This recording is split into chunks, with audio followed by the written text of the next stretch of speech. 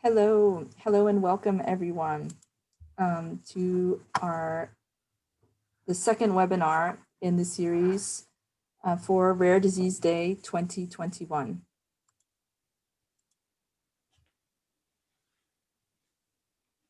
I'm just going to get our welcome slide up.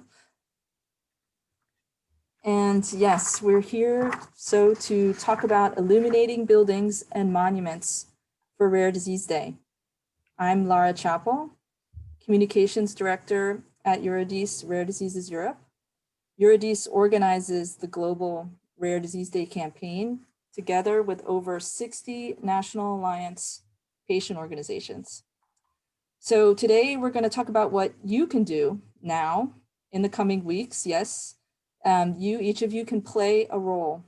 This year, Rare Disease Day might look different, but maybe in your town, city, in your region or country, you could help request that a building be lit for Rare Disease Day.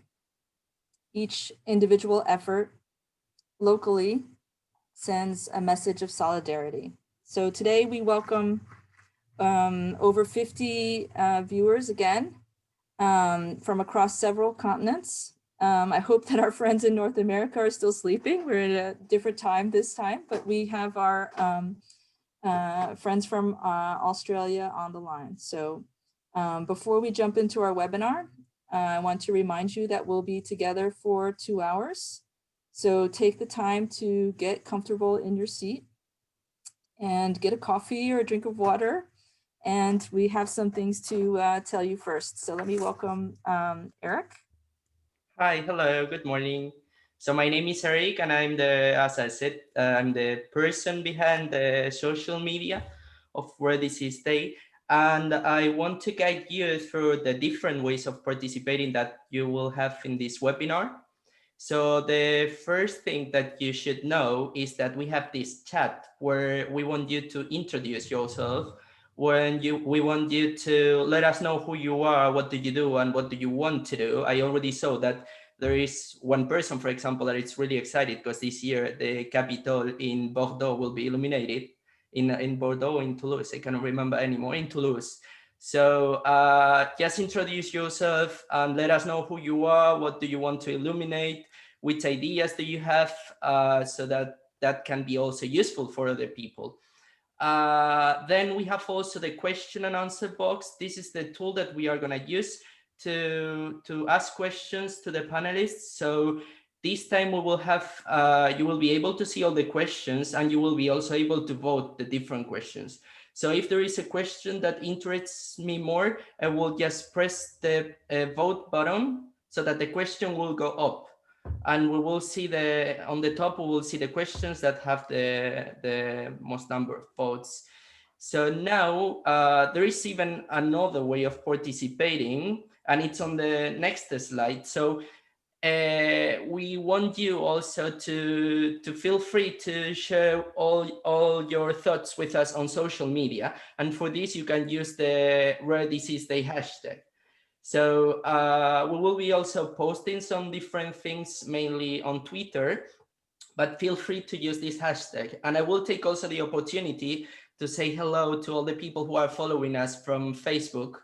So also feel free to leave us your comment to let us know which building do you want to illuminate this year. Thank you, Eric. So we look forward to hearing from you on the chat and in the questions. Just want to remind everyone that tomorrow will be 100 days until Rare Disease Day. We're kind of used to this call every year now. So Rare Disease Day takes place on February, on the last day of February every year. This year it will be on Sunday, the 28th. So we look forward to seeing you tomorrow. We'll be sharing some materials. So please go to rarediseaseday.org, and there will be some materials which you will be able to download and get started raising awareness before February. As always, I just want to remind everyone of our Rare Disease Day partners, the national alliances. So Rare Disease Day is organized by Eurydice, but the campaign is co-created, by over 60 patient organizations worldwide. So these patient organizations are national organizations.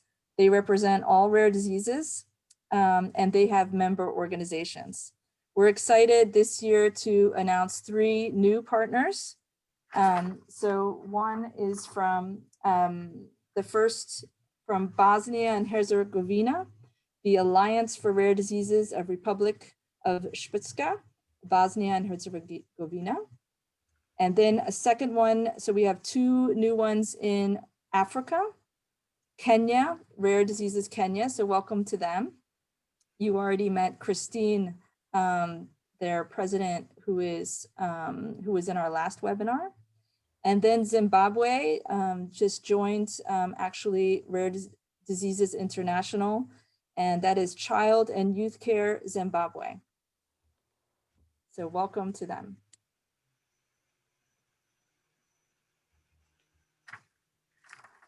So before we start the webinar, we thought we'd go back and take a little back step to remind you of the buildings that were lit in 2020. And here's a little video of those.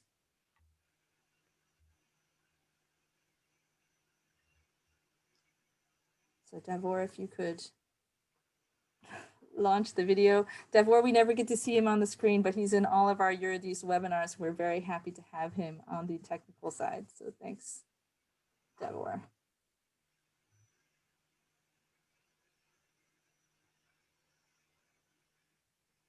Oops.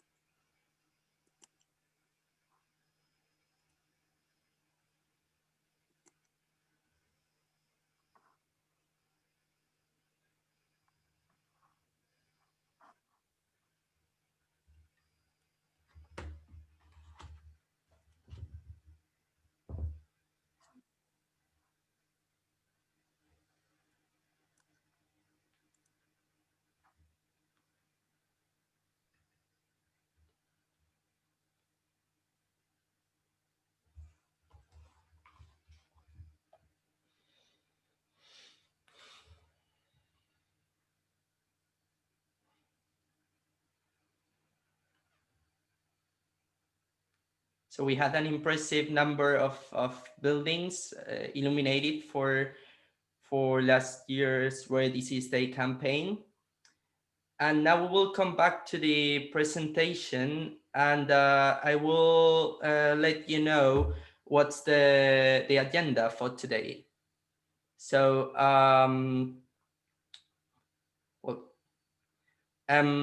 we are in the introduction now, and actually I want to introduce you the different people who are going to be our main speakers today.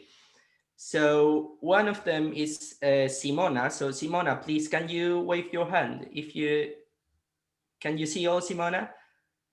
She is a member of Uniamo, is the Italian organization for rare diseases, and she is also the member of the Eurydice board appointed to lead the co-creation of the Rare Disease Day campaign.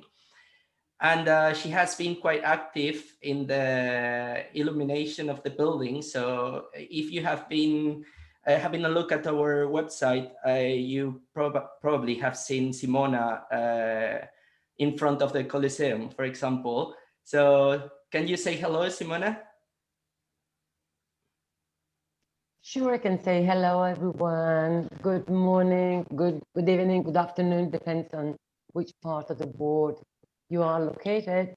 And it's a great honor to be here today and to see this huge number of people contributing to light up the board for the rare disease community.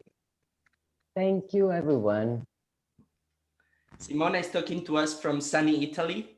Yes, it is. It is a sunny Italy today. Still warm. Still warm. So, and then we also have our friends from Australia. We have Sarah Kanata, who is a communications manager at Rare Voices Australia. And we have also Andrew and Tabitha, who Andrew is a patient advocate who managed to illuminate some buildings last year, and he has also already secured some other buildings for 2021. So can you, Sarah, say hello? Hello, hi everyone. So lovely to be here. And now Andrew and Tabitha, Hi everybody, lovely to be here and see all of the yeah. Hi everyone, I'm Tabitha. Nice to meet you all. Yes, so you know Andrew is a star illuminating buildings, so you can Right. use it as a motivation to illuminate your buildings actually. Yeah, also well done, Simona, on your work. Yeah. Lighting up Italy. Well done. Thank you, Andrew. And now we will go back to the presentation. And I will explain you a bit more in depth what we are going to cover in this webinar. So in the first part, we called it a global effort for a global cause. And Simona will be explaining us, explaining the whole idea of why to illuminate buildings, what's the global chain of lights that we want to create for 2021. So she will give us a wide context on the illumination of the buildings, and then we will go case by case. So Sarah and Andrew will explain us the different things that they had to do to illuminate buildings. Sometimes it was really simple, sometimes it was a very big effort. So we will see with them, and you will be able to ask them more specific questions. And in the end of the presentation, we will present you a toolkit that we have prepared so that it's, we hope that it's gonna help you to illuminate buildings. And finally, we will have the question and answer session. So that's where you will be able to ask all your questions. But first, let us ask you some questions. So you will see in front of you some questions, a poll, where you will be able to answer us so that we know if you have already tried to illuminate a building or not. So I guess very soon we will have these questions in front of us.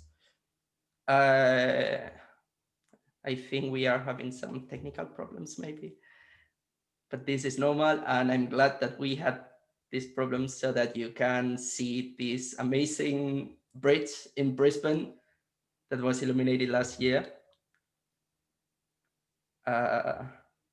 Can we launch the questions or? Oops. Yeah, here they are.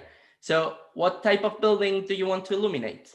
You want to illuminate an administration building, hospitals, monuments, sports stadiums, public buildings, or have you ever tried illuminating a building for an awareness day?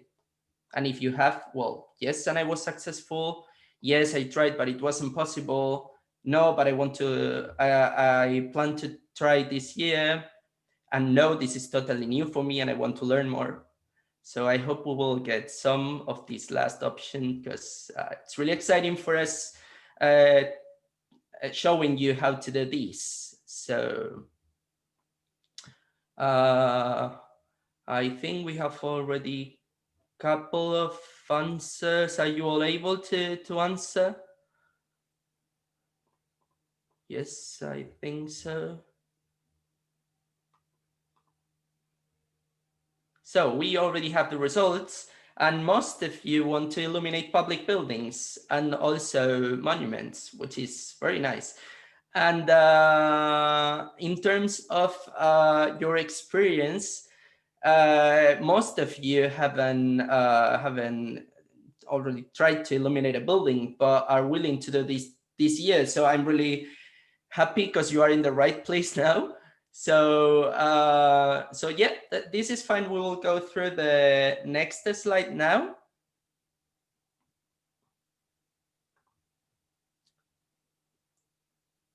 So as you may know, this is a webinar that is part of a series of other webinars. So the first webinar that we organized was the How to Prepare Your Digital Communication for Rare Disease Day webinar.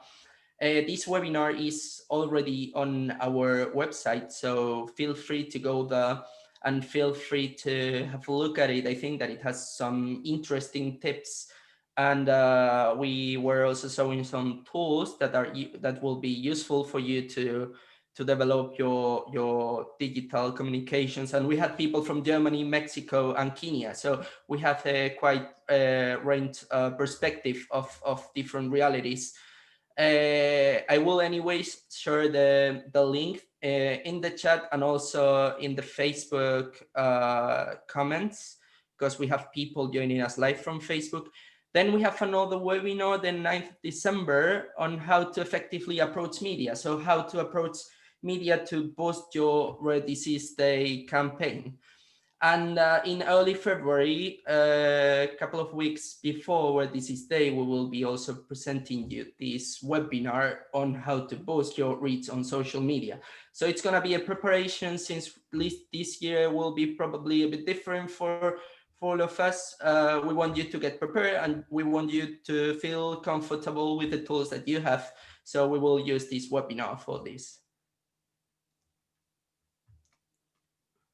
So now that we have already explained to you these different webinars, we are going to, well, of course, we hope to see you all the 9th of December. So as soon as I post the link on the chat, I guess that all of you will register for it, because it's going to be really interesting and it's going to be really exciting. I know that Andrew is going to join us, because he's really excited. So yes, and I think we are already ready to start the webinar. So I will pass the floor to Lara. Yes, so we'll welcome actually Simona, who will be explaining our call to action and why we should illuminate buildings. Simona. Yes, good morning, everyone. Good morning from me, because I'm from Italy, but I'm talking to such a broad community across the board. So good evening, good afternoon. So happy to meet you here today. And I'm really excited. And this word was already used, but it is true, because I was there in 2008 when we first started celebrating the Rare Disease Day.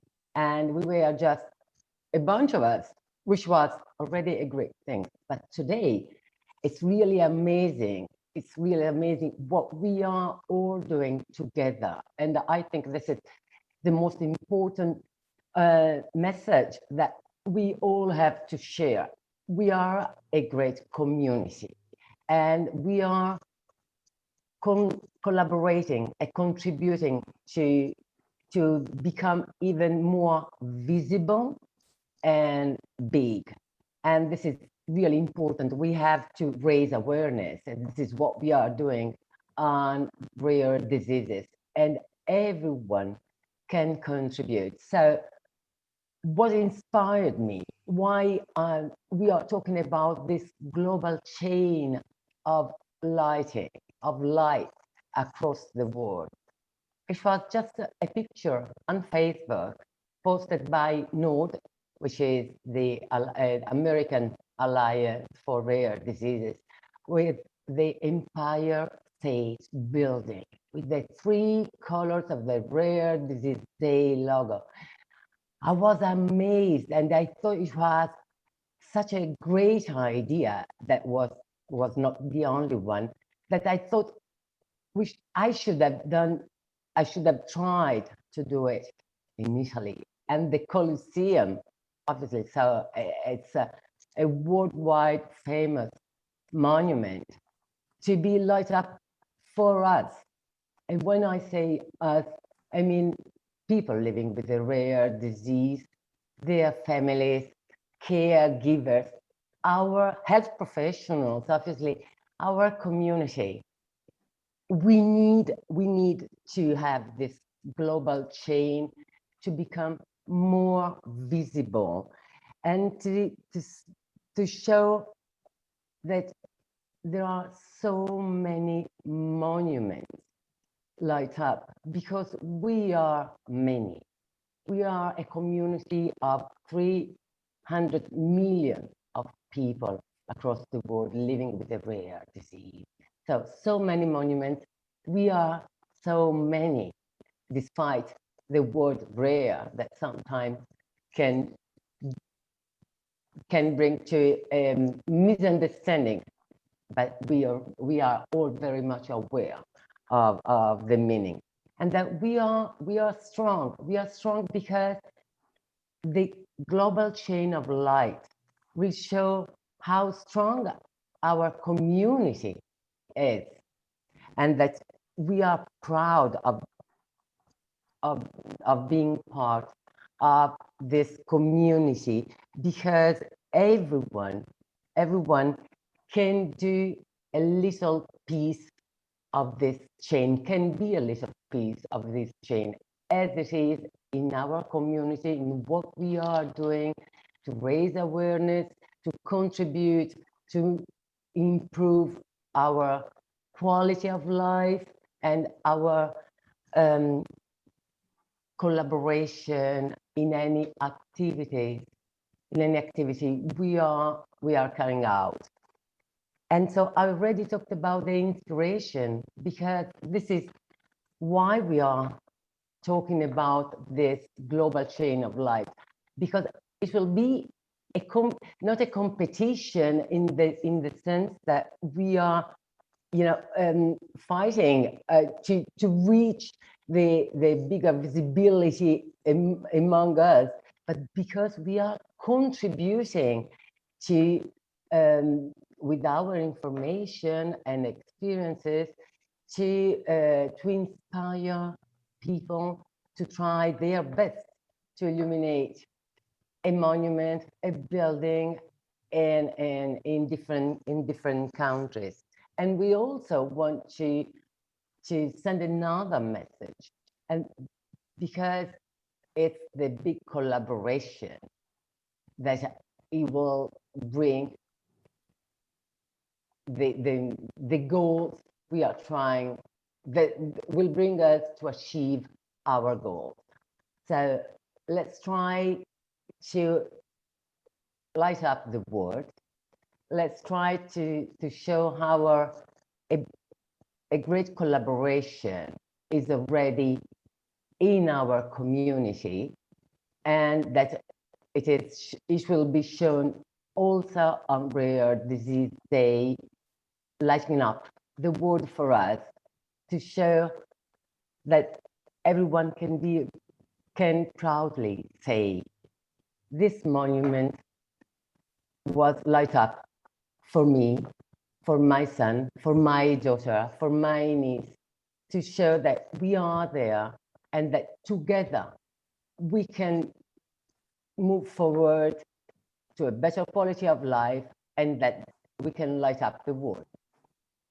I think this is the message that we want to, to spread, or with the lightening of the building and on Rare Disease Day.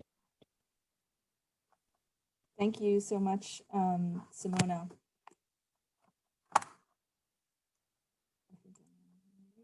No, I'm not on mute. Okay, great. Thank you so much, Simona, for that call. Simona is a Eurydice board member, and she is dedicated all year round to Rare Disease Day. We're very thankful in the team at Eurydice organizing Rare Disease Day to have Simona with us. She is an example of one of the many volunteers who is working for people living with a rare disease.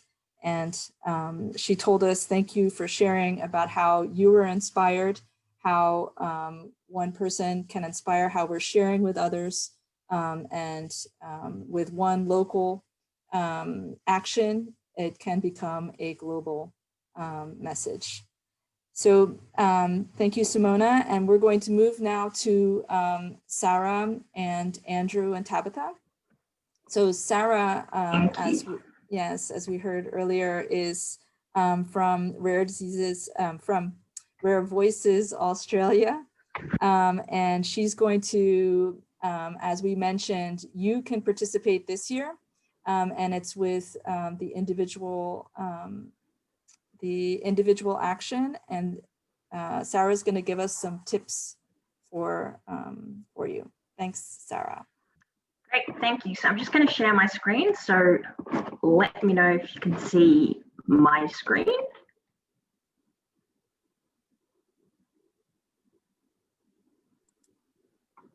Yes, we can. Yes.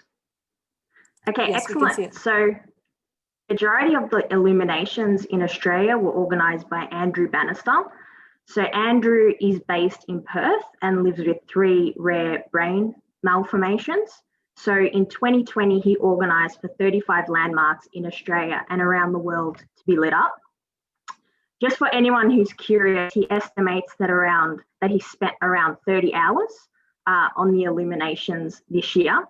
And I think it's also important to note that neither Andrew nor RVA paid any fees for any of the illuminations. So, I mean, obviously that will change from region to region and circumstance to circumstance.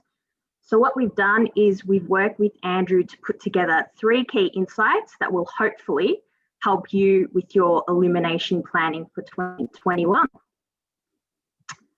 So the first one is, don't be shy about asking for a landmark to be illuminated for longer than Rare Disease Day.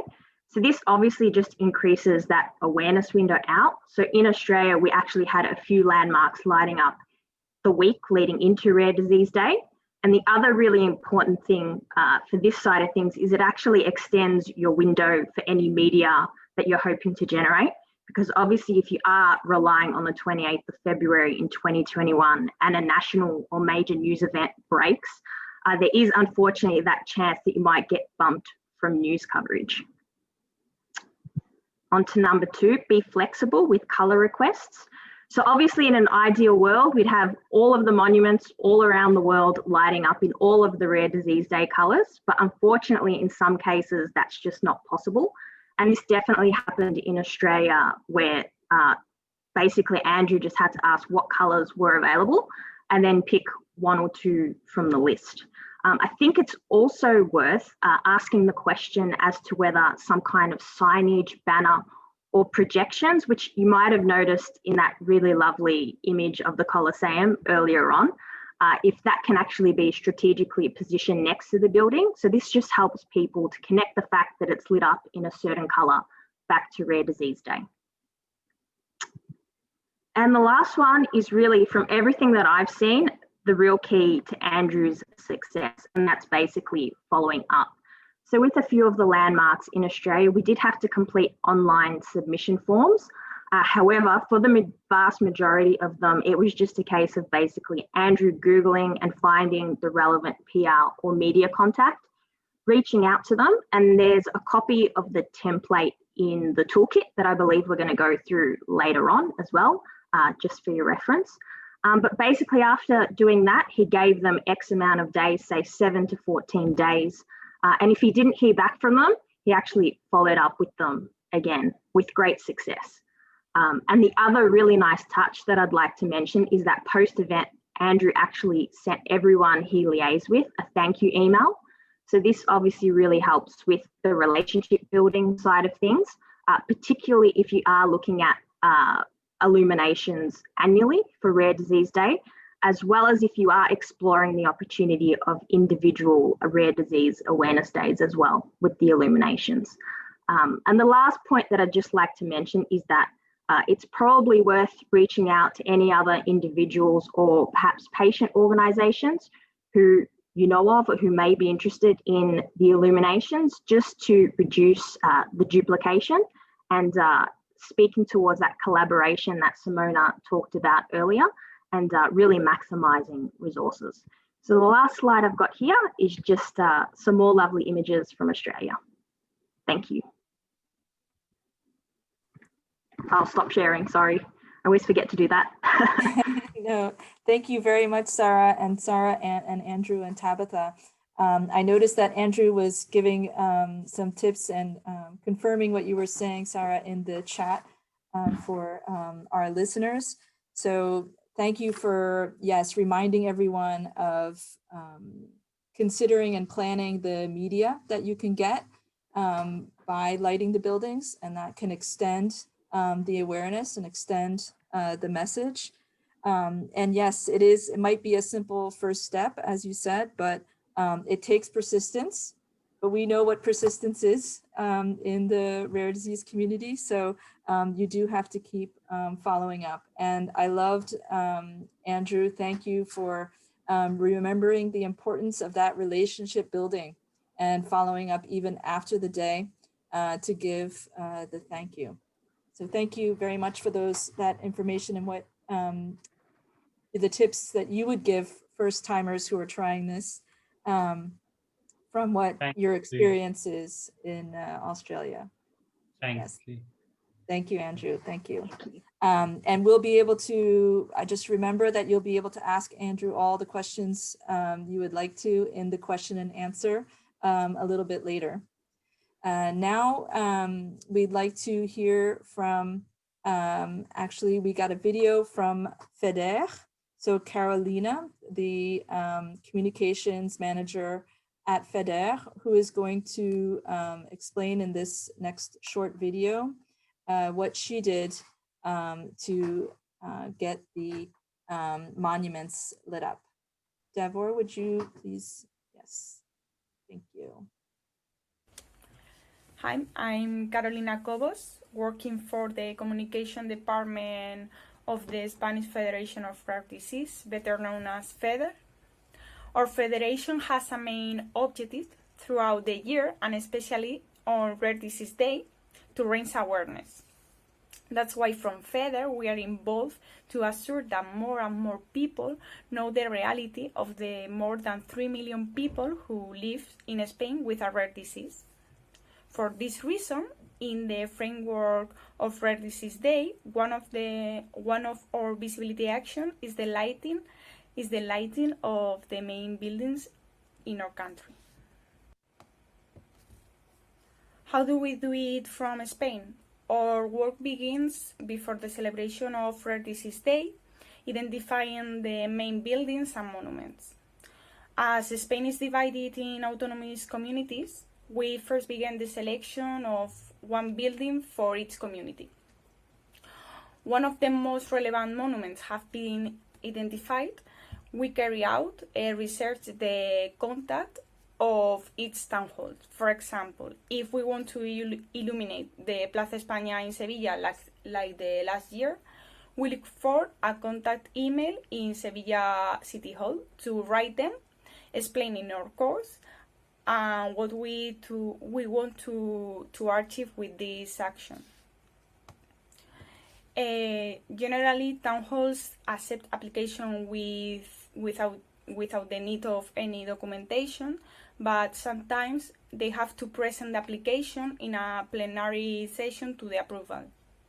For this reason, we recommend you doing so in enough time to frame the action of Rare Disease Day. When it is approved, they usually ask what color that we want, depending on the city. They had a wide range, combined colors, or giving us a limited number of colors. Each case is slightly different. From FEDER, we encourage you to start lighting the most emblematic buildings of yours to join force that enhance the visibility of rare disease.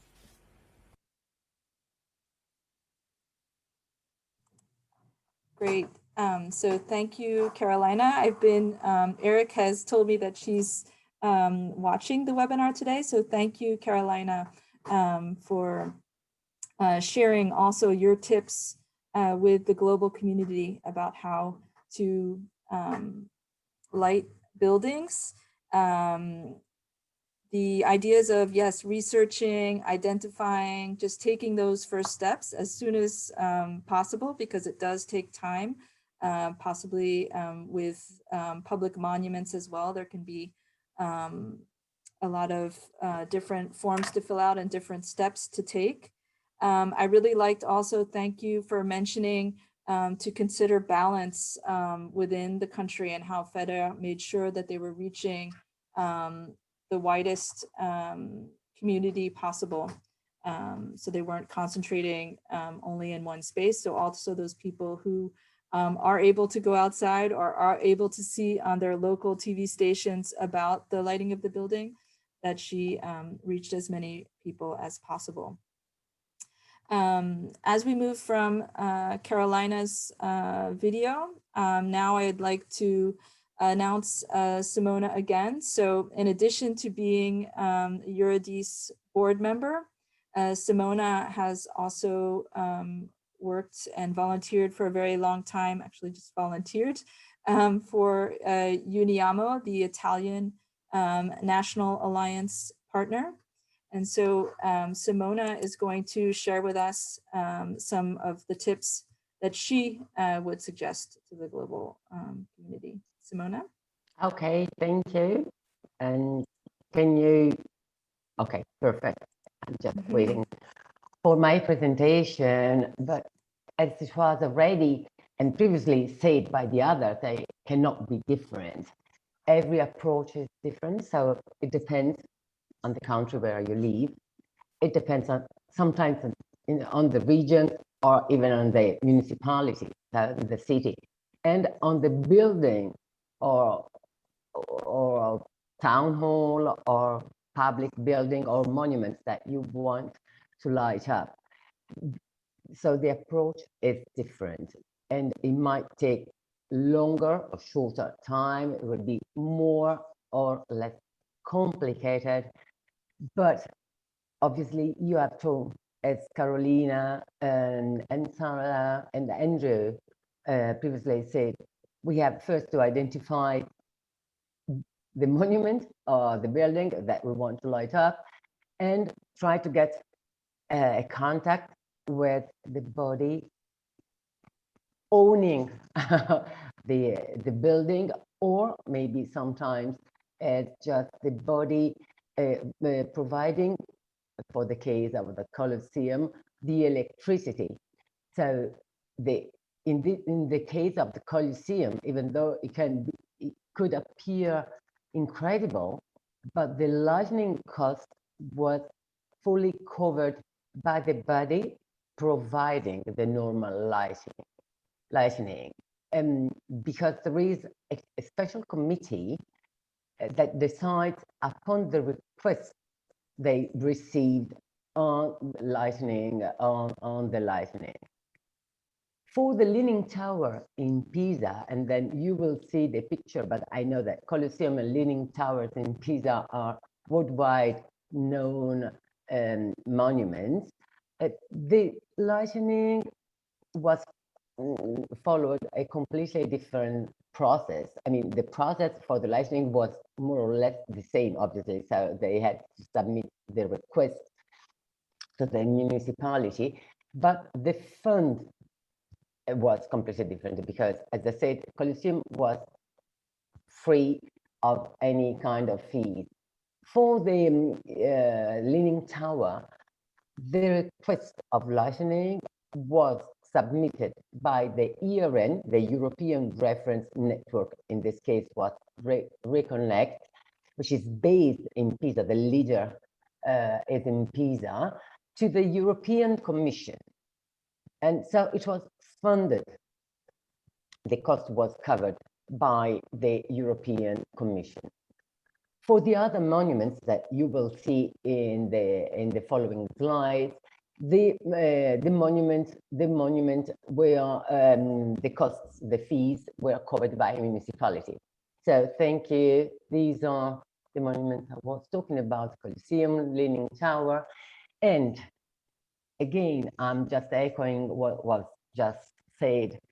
We have to start the whole process as soon as possible, because, as we said, sometimes and in Rome, I can tell you, not because it was me, I want to thank the person who's in Uniamo, followed all the processes, who has already started for next year, because you have to, the procedure is quite complex in this case, not to demotivate you, but just get ready that you might have to fill out different form, to send form to one body and then go back with the reply to another one. But we succeeded and we will succeed. So just be persistent, as Andrew was, and everybody, as if we want to achieve this important goal. So you have to identify the different bodies, and it is important, as it was already said, to coordinate with the other patient organizations if some of this patient organization in your country is already trying to light up different buildings in other parts of the country, because the message is that if we coordinate, we'll avoid duplication, and we might support each other, sharing information about how to handle the situation, and we will be able to reinforce the communication strategy on social media. So if the National Alliance in your country is aware of what you are trying as patient organization, you are trying to light up, we can co-create a better communication in order to enhance your activity and the posts and photos and what you are lighting up in your city. Please, next one. Yeah, we are. So I showed the Colosseum in Milan, and then you see they are all different. So this was the Colosseum in Rome, then the Leaning Tower in Pisa, which is in the center of Italy, and then we had a building, a modern one in Milan, which is in the north, and then this is the small village of Polignano a Mare, and that I can suggest you, if you have the opportunity, to go and see, because it's fantastic. It's a UNESCO site, and as you can see, it's the entire wall that it was light up with the Rare Disease Day logo, and this was thanks to a patient organization. Actually, it's a network of patient organization based in Apulia that achieved this wonderful goal. So, and another tip that it was already mentioned, it's nighttime, because obviously building light up, it happens at nighttime. So I took pictures with my mobile, and it was nice, it was fun. But if we can also, to have an impact on social media, we might need to organize with a professional to take pictures, and that will be of another level. So it will be important for social communication, or in the newspaper, or for the broadcasting. And obviously then the same importance is to engage your families and friends to share these photos, the pictures. And it will be even more important this year, because we are all very positive, but it will be very difficult for everyone to be in the street, to take pictures and to celebrate together. So maybe someone will be able to go and just take a picture, but then the sharing, the spreading of pictures and on social media will be of the utmost importance to build up our visibility. Obviously, please remember to send all kind of protest to your this to rarediseaseday.org. Thank you. Thank you very much, Simona. First for taking us on a little bit of a dream tour of Italy and the travel guide for Italy, but also for those important tips, especially thank you for mentioning again, even if you are an individual who might not be currently involved with a patient organization, don't hesitate to go on rarediseaseday.org or to look on the web to find a patient organization locally to either help you or to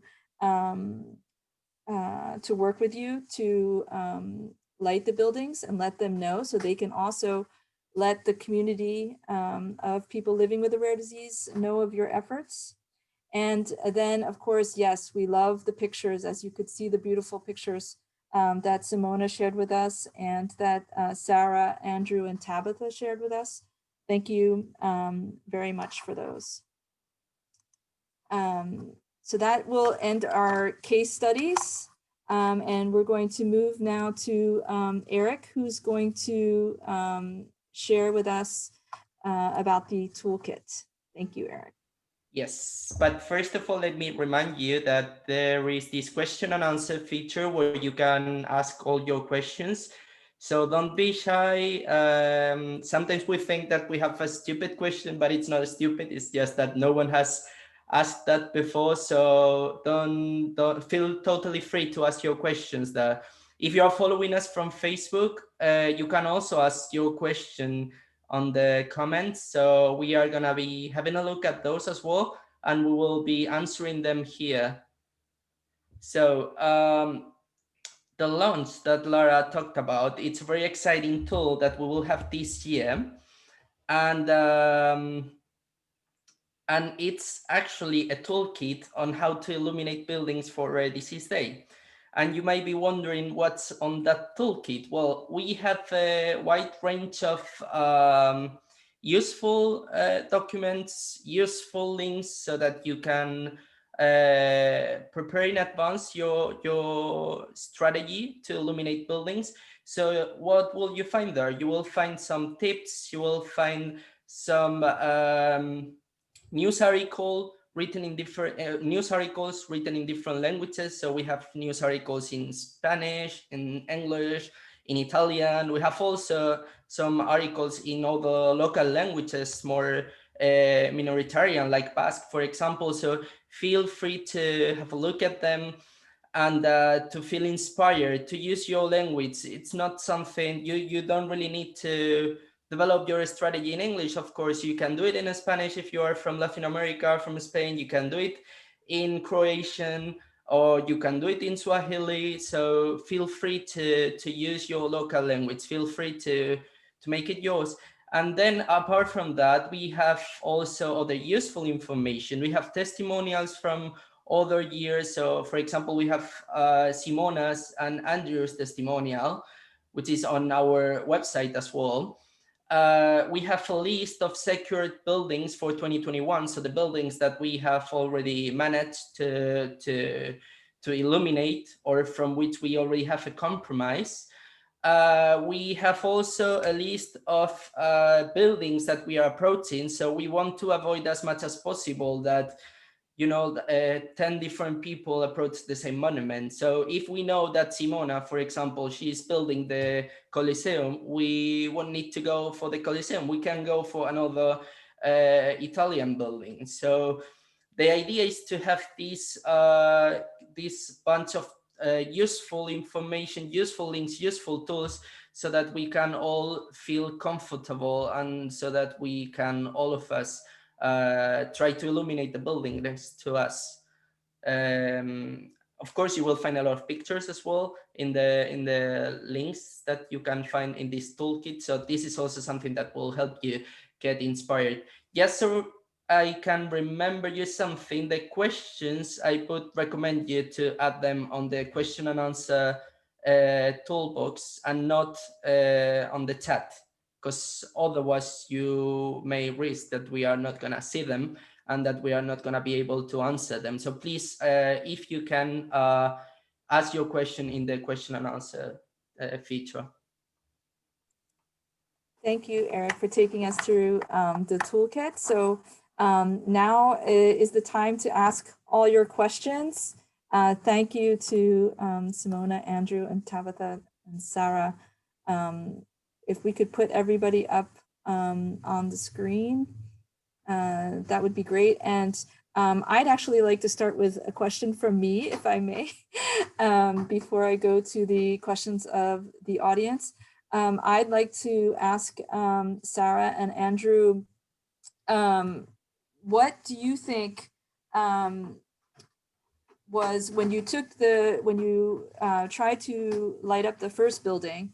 I know that you wrote a letter, and could you tell us what you wrote in the letter and what you think helped influence the people?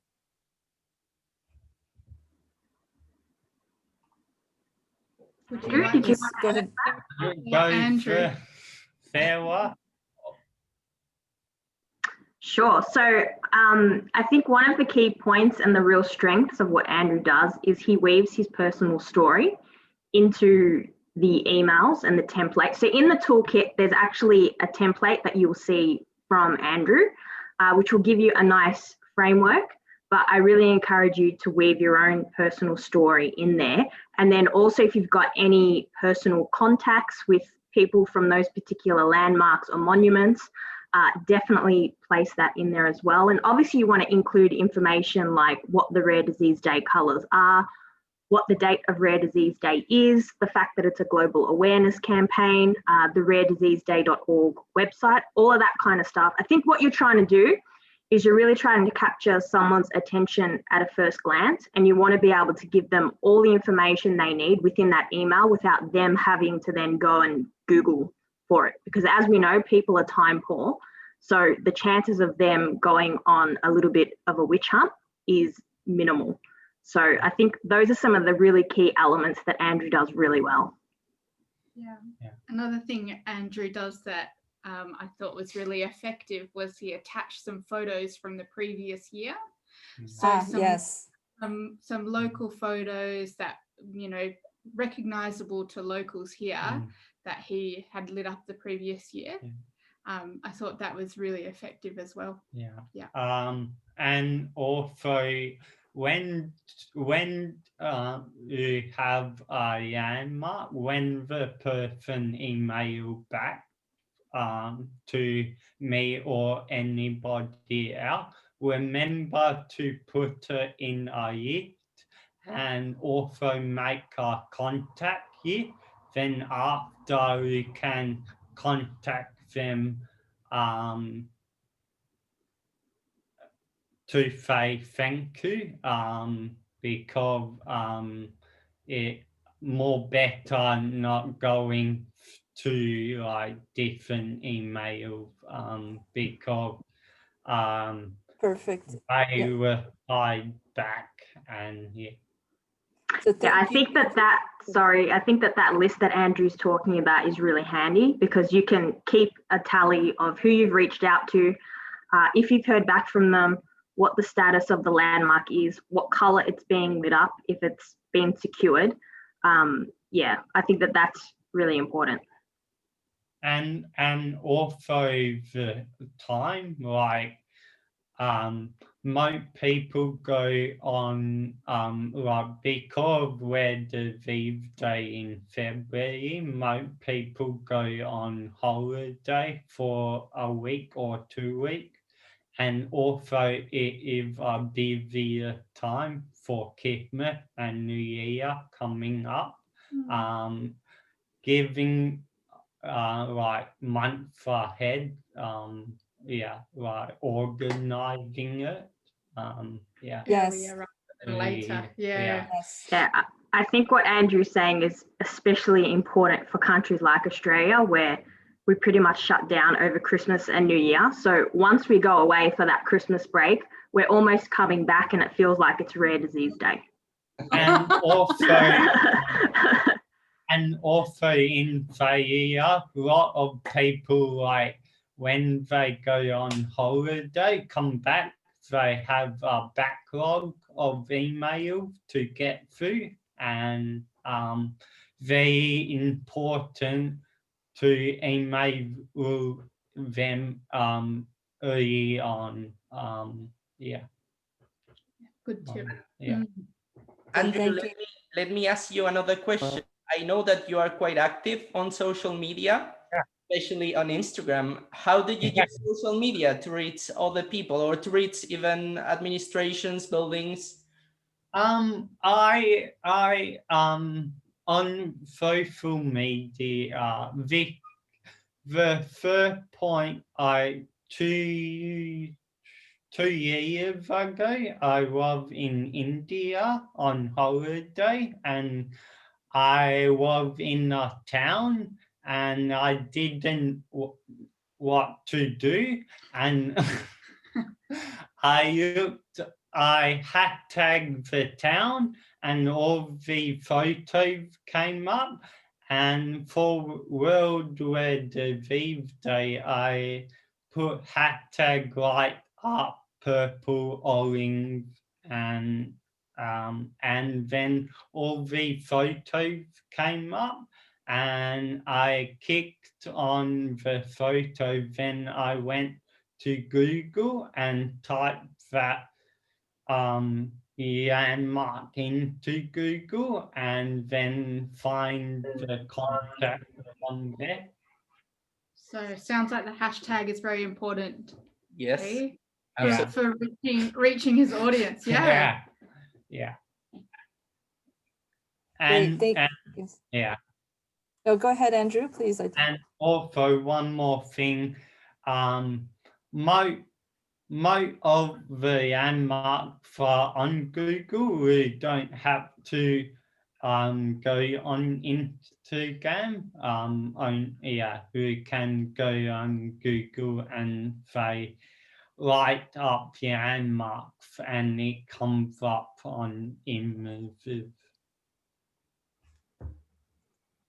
Okay, thank you. Thank you for those extra tips, and great question, Eric.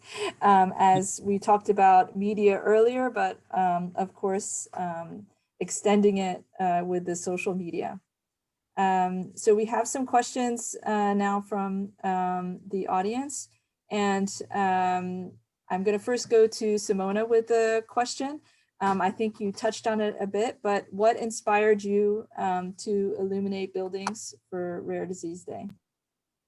As I said, and seeing the picture of the Empire State Building was really inspiring for me. I mean, sometimes it's so easy. You see that picture, you say, why? Wow, that's so amazing. Why we didn't think about it earlier? It's easy. Sometimes you don't really see things that, they aren't there. So I don't want to say that it's always easy, but why it was trying. And so this is what I told, to Uniamo staff. I said, okay, they made it.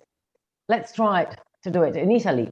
And going back and echoing what Andrew just said, obviously, when we sent the letter, the first contact to the municipality of Rome, because erroneously we thought it was the municipality, the subject to which send our requests, then we understood that it was a different way to proceed. But we mentioned the Empire State Building. We said, they did it. I mean, we cannot be different. We have to do the same. So it is a sort of establishing a fair competition. They did it. We have to do it. I mean, Empire State Building, Colosseum, we cannot miss. And obviously we mentioned the Rare Disease Day. So it didn't start from a personal experience as Andrew did. It was a different approach. starting from the National Alliance in this case, but it was, we just explained what the meaning of the Rare Disease Day is, which are our needs and why we need to raise awareness, and that we wanted, the city of Rome to contribute concretely, and lighting up the Colosseum was the concrete contribution to this global chain inspired by the first Empire State Building license. Yes, so thank you, Simona, and our colleagues at NORD, the National Organization for Rare Disorders in the US, Leslie Nordstrom. She will be sending us a video she'll be speaking with there was actually a company working in with offices within the Empire State Building who then contacted NORD and were able to request that the Empire State Building be lit up. So we'll be sharing that video with you in the coming days. And I thank Leslie for creating that video so she can also share the tips and how they did it. Everyone has a bit of a different story. So thank you, Leslie, for explaining how you did that. Andrew, I'd like to throw that same question to you. What inspired you to begin? First thing, I want to talk about what Simona said, like getting, like copying the different buildings. Like today, I work for a big hotel in Aotearoa, big company, and they have two buildings in hotels in Aotearoa, one in Melbourne and one in Perth, where I work. And I contacted Melbourne first because I want to show Perth, where I work. Melbourne I organized Melbourne first, then they probably can copy. Friendly competition. Friendly competition. Yeah. So what inspired you? Inspire me. I 2 years ago, I have one of my rare diseases is PVNH, and the CEO of PVNH lives in Canada, in Vancouver, and I aspired to her, and then after I organized landmarks, for World PVNH Day, I organized 7, and then I did World Rare Disease Day by myself, and Sarah helped me, and she inspired me to do that, to give back to the community and think of 3 million people who have a rare disease in the world, and also who passed away from a rare disease. Yeah. So thank you, Andrew. Maybe Tabitha, Andrew was speaking about, so it's Canada then who started with the first buildings, and what the name of the disease group and the name of the person? So it's PVNH network, isn't it? Yeah. And it's Yolaine Dupont. Great. Who is we can always provide the link for that at a later time as well. Yeah. But great. She really sparked the inspiration for Andrew. Because she founded because her daughter was diagnosed with PV and HAIF, and he passed away on the World Day on August the 7th. And that in her memory, I started, she passed away, her daughter name, she passed away when she was 5 months old, before doctors diagnosed her with PV and HAIF. So this is just one rare disease that's out there, which really highlights the need for us to work hard and raise awareness for diseases like this. Yeah. Yes. Thank you. And yes, one of the over 6,000 diseases, and just another story of inspiring each other, sharing with each other, and and what our children can inspire us to do as well, and to want to share the information. So I am also a mother. So thank you, Andrew, for explaining your inspiration for Australia. And we also, you're also mentioned from Simona about the several people, you agreed that you can put this kind of nice competition between the buildings. So you started with that avenue that you knew someone or had a little bit of a link with them. And then after that, we're able to kind of put them in competition and saying, look, your neighbor is going to be lighting up, you need to do it too. So that's excellent. Also a great tip. Eric, do you want to go with the next question? Yeah, we have a question from Shirley, who is asking, well, she explains that they have some options this year for illuminating buildings, administrative and public, and their contact person and organizers propose to illuminate these buildings for a week or at least a weekend. She wants to know, because she said that regarding the text or symbols, we sometimes project to the buildings some, maybe the logo for Disease Day or maybe some messages. So she wants to know, how was this technically solved? And I think that Simona, you did that in Italy last year, right? Yes, Eric, we did. So Shirley, what we did actually, we sent, as I said, for the Colosseum, but it works in the same way for the Leaning Tower in Pisa and in Puglia. We had first to submit the request to this committee of the body providing the electricity.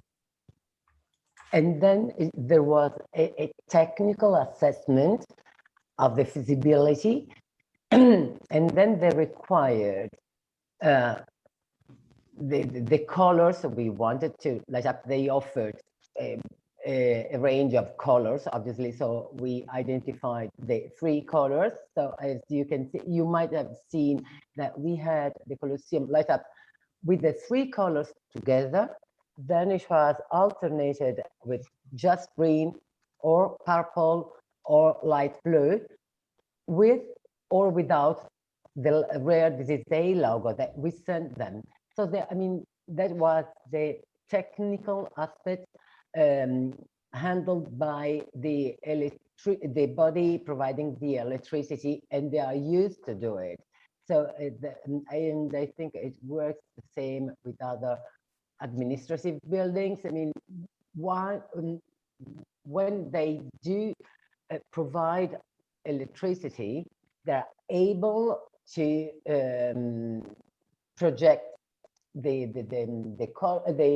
logo and use the colors that might be not all together, just one, and you have to provide them and to inform them and to provide the logo, but they will find it, they will be able to do it. No difficulties on doing that. Thank you, Simona. Let me also say hello to Anne Andrew's mom. I saw her in the background, and she has been helping us. So thank you very much for being with us today as well. Yeah. Yeah, well, Tabitha's got to go now. Yeah. Tabitha is going for dinner now. One more thing. Also, Tabitha helped me with the Red V banner to make, and thank you, Tabitha, for Nice. everything. Nice meeting you all. Thank you for having me. Thank you, Tabitha. Thanks so much, Thank you, Tabitha. Tabitha. Bye. Enjoy your party, and Thank you. thank you. And we'll we want to keep Andrew on though, if he can stay with his mom, because be on. great. Definitely. Okay, so he has more questions. Thank you for your help to raise awareness for people living with the rare disease, Tabitha. It's my pleasure. All right, bye. Bye. So I'm going to move to the next question for Andrew, if I may. So the next question is, what is your link? And maybe Sarah can help with this as well. What is your link with Rare Voices Australia, and why did you decide to share what you were planning and your plans for with Rare Voices Australia? Yeah, why I before I in Perth we have a local rare disease organisation called Genetic and Rare Diseases Network, and 2 years ago for World Rare Disease Day I rode up a mountain 30 times, and then I founded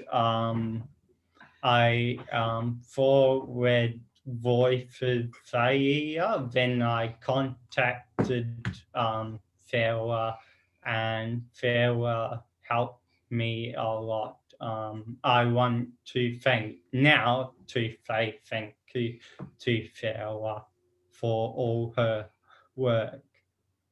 Thank you, Andrew. You've done an incredible amount of work and you've inspired so many people. And I'll speak for RVA when I say that you've definitely inspired other people to look into lighting up and illuminations for different rare disease awareness days. So just to build on what Andrew was saying, so RVA is the national peak body for Australians living with a rare disease. So we have national reach. So we're really glad that Andrew did reach out to us. And it's been fantastic working with him. I mean, everyone on the webinar can see how inspirational he is and how motivated and dedicated he is. And 2021 is going to be another big year, put it that way. And also next year, before World Rare Disease Day, I'm doing my goal is giving back to the community, and that one of my mottos. And for 10 years, I had the goal to become a therapy assistant to help OTs and physios out. And next year, I'm doing a 5-week course to do in therapy assistant. Yeah. So he's doing a 5-week course for therapy assistants. Great. Oh, great. So giving back again. So going to teach therapy himself. Thank you, Andrew. Yeah. No, great. And because you're right, there are people, unfortunately, are being diagnosed every day, and the over 300 million people around the world, there definitely is more reach out there to break the isolation. So, so that they know there is the rare disease community, that rare is many, rare is strong, and rare is proud. So thank you, Andrew, for you also giving back. Eric, do we have another question for the panel? You're on mute. Sorry. Yes, classic. So we have some questions. For example, there is Orit, I'm sorry if I mispronounced it, who is asking if they can get a link to the toolkit. And of course, we will be launching this toolkit today. So stay tuned. We will be launching it on our social media.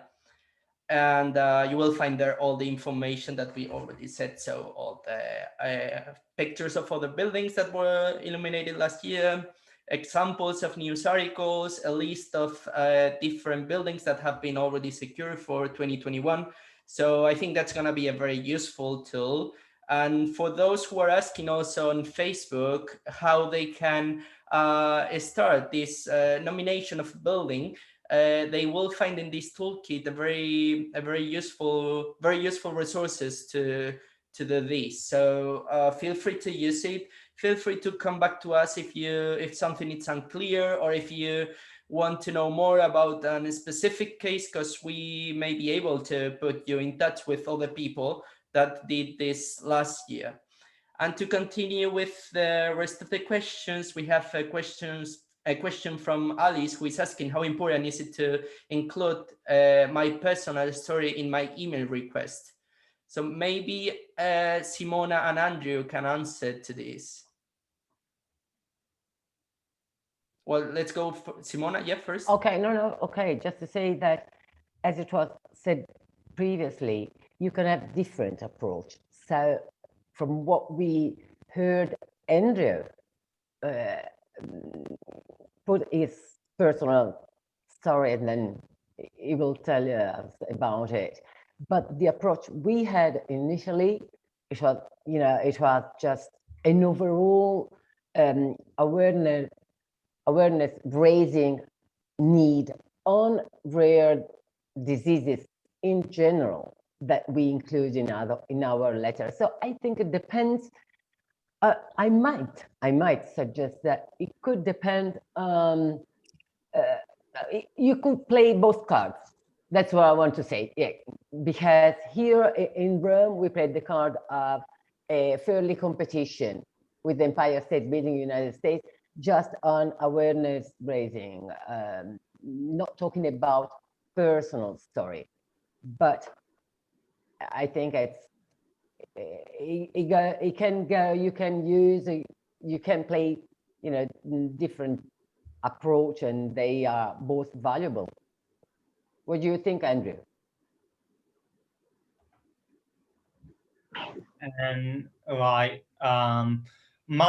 because I did my personal story, I have fewer information, and seeing the other end, seeing how where it is, and they can type that up and see how many people on Google have that condition, yeah. Well, my of the where talk coming from a person I research on Google, a lot of rare diseases have complicated words like PVNH, and I like to diseases and telling them personal story is probably the second or third the second point of the email, getting it across. Yes. You were comfortable telling your story. Yeah. Andrew's comfortable telling his and that also, it's rare disease. if they don't want to add their personal story, they don't have to up Yes. to them.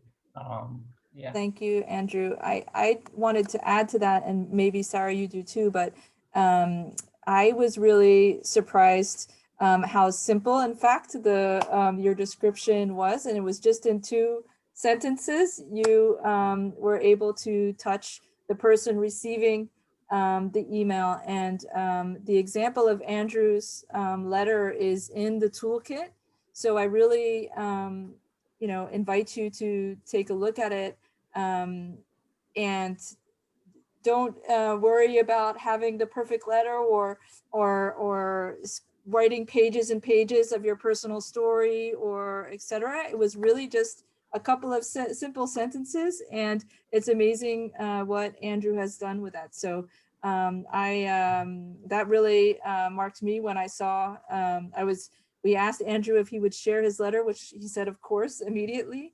And I was expecting, you know, a long letter, and in fact, it was very simple, and it worked.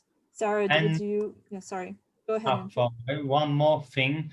Yes. Keep a thought that more better than keeping it long personal story. Like keep a thought, then yeah. Keep it Don't. short. Yeah. You just said you had 3 brain malformations, but he didn't explain what they were. No. So Right, that's all. exactly. So just saying simply, exactly. Yeah. Sarah, did you want to add? Sorry, I just wanted to add, going back to Simona's point, it really does depend on the approach and also who's sending the email. And I think it's actually quite powerful if other stakeholders in the rare disease space engage with the campaign as well, and they send the request for the illuminations as well. So like researchers, clinicians, health professionals, everybody else. I don't think that this needs to be limited necessarily to people living with a rare disease and their families and patient organizations. If I may just follow up with what Sarah Andrew said, I think that today webinar is important, and it's already being important what we have been doing up to now. And I think what it is needed now to improve our activity in lighting up monuments and buildings is to coordinate, because we have to avoid duplication. As it was said at the beginning of this webinar, we don't have to overwhelm administrations or whoever with letters of request. So it will become increasingly important to coordinate with the National Alliance, just to inform who is doing what, in order to reinforce the mutual activity and not to duplicate the effort. Yes, thank you. And such an important point, both of those. So first, that anyone can participate, and that's really a big message that we do want to give today. You can participate, anyone can participate, all stakeholders in the community. There are different approaches. I think we're at the end of most of our questions. So I think we're going to end our webinar. I want to thank, yes, Eric, sorry, you wanted to. Yeah, no, I just wanted to share with you one comment that I read on Facebook, and was a comment from Nicola, who said that this was a very illuminating webinar. Yes, so thank you, Eric. Perfect. So I really want to thank our guest speakers today from Rare Voices Australia, and then from Uniamo, but also representing Eurydice as our board member. So Sarah, Andrew, and Simona. I want to emphasize again, yes, anyone, please, you can get started today. Andrew's already working on 2022, so you can also be preparing for 2022. The points of setting up a little bit of a competition, so showing those photos of other cities or countries who have lit up to get the buildings lit. but then to remember when we're telling others or when we're speaking to media that this is a global day and there are over 300 million people living with a rare disease in the world, and reminding them of the strength that it will show, this global chain of lights, and the strength that it will show and break the isolation of those 300 million people who there are definitely some in the area of where that monument might be. So thank you again for your participation, the morning, noon, afternoon, evening. And we look forward to hearing. Don't forget to check out the toolkit and all the information, and the copy of this webinar, which has been recorded, will be all on rarediseaseday.org. And remember that tomorrow is 100 days to go to Rare Disease Day. So feel free to already start trying to target these buildings that you want to illuminate, and feel free to share all your pictures with us with the Rare Disease Day hashtag. So it's a unique moment to share all your enthusiasm with the rare disease community. So feel free tomorrow to send all your messages using this hashtag and to celebrate with us that we are really close to Rare Disease Day. Thank you. And Yes, please, Yeah. Andrew. And also, I thought tonight, Virgo, it would be, if we have our country flag, that would be more good with our landmark.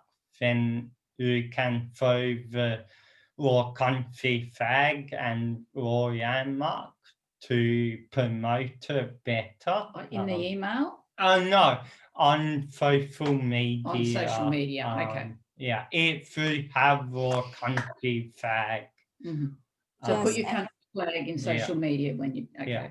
Yes, put the flag in the social media. So I want to say too that Andrew and Sarah, you're lucky because of the time zones. You actually start Rare Disease Day every year. So Yes. we look forward to seeing your first social media posts of the lights so that everyone can then follow your format. Yeah. Yes, Andrew. One more thing.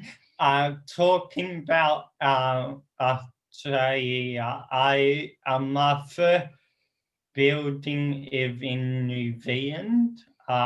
It going to be all New Zealand is the first country in the world to be at night before Australia. Right. Oh, so New Zealand is the first. Okay. Yeah. Yes. Okay. Thank you. Yes, for correcting me. So, and you're working on buildings in New Zealand. So I have already got one, and they are lighting up all colors like pink, blue, purple, and green. great, great. So we'll look forward to those social media. I'll be asleep when it happens, but when I wake up, it'd be great to see those. So thank you, everyone. Sarah, did you want to add something? Just wanted to say a big thank you, and thank you so much for having me. It's been a real honor. Thank you. Thank Thank you, you. everyone. Thank for you, sharing. everyone. Bye-bye. Bye. Thank you. Bye. All right. You can close. Mm. Yeah. See you later. See Thank you Sarah. both very much. Thank you both very much for all of your time. And please thank Tabitha as well. Very much appreciated. You can say thank you to Tabitha at one stage. Oh. That's all right. She I knows you think- appreciate her. She's Yeah. lovely. Yeah. All Okay. right. Thank you, Bye. Sarah. Thank you. Bye-bye. Good night. Yeah. Bye. Bye. Good night.